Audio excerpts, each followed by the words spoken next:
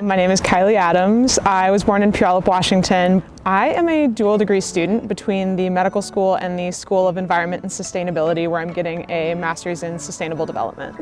My first introduction to medical school was through a backpacking trip. Our orientation trip is this backpacking trip, and I sort of immediately realized that that trip was totally inaccessible to current and future classmates with mobility impairments.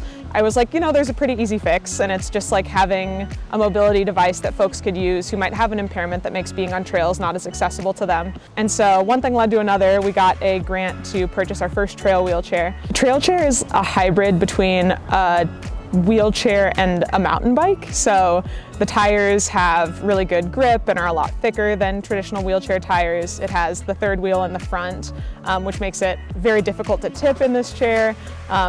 It has a seat belt so that folks that are doing more adventurous off-terrain endeavors can be not as worried about injury in the chair. And then it has a lever design so that folks are able to navigate not just by traditionally pushing the wheels, but through levers so they can navigate up and down hills. Matthaei Botanical Gardens was the first group that was sort of all on board. And we've housed the chair there for the last 2-3 years now. And because of a lot of the popularity and success of having the chair there, we were able to get a second trail chair. And that trail chair is now hosted year-round at Island Lake State Recreation Area. The chair is being used not only by folks with mobility impairments, but by elderly folks in our community, by college kids who tear their ACLs. It's just an accessibility device that makes all of our nature areas able to be used by our whole community.